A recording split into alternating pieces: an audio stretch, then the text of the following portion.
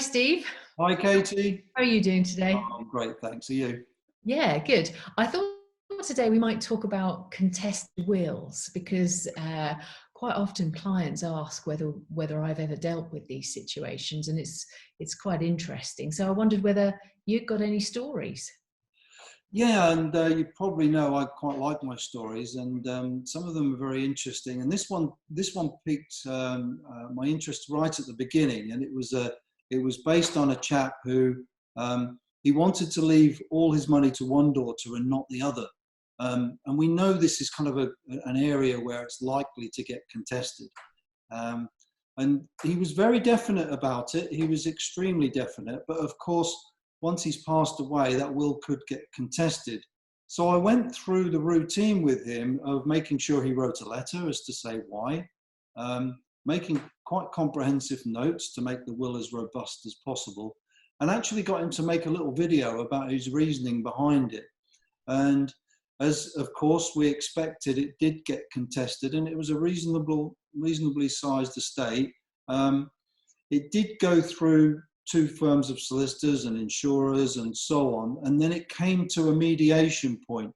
And it went to a court mediation hearing to try and avoid it going to the full court, the expensive route. And what happened was, because the will was very, very carefully set out, because we had all the background information, and even at the point where it was necessary to show this video of him saying this, it stood that test. And the insurers said to me at the time, they said, "Steve, this is the strongest will file we've ever had to be able to avoid it being contested and to ensure the client's wishes were met." So it was one of those unusual stories, and there's a lot of personal reasons behind it, but it just goes to show, with the right consideration, which we do at Legacy, of course, the right consideration is to make sure you have enough of a discussion and a file note and backup of the story that relates to it, that makes it nice and strong and robust. Wow. So Yeah. the right conclusion.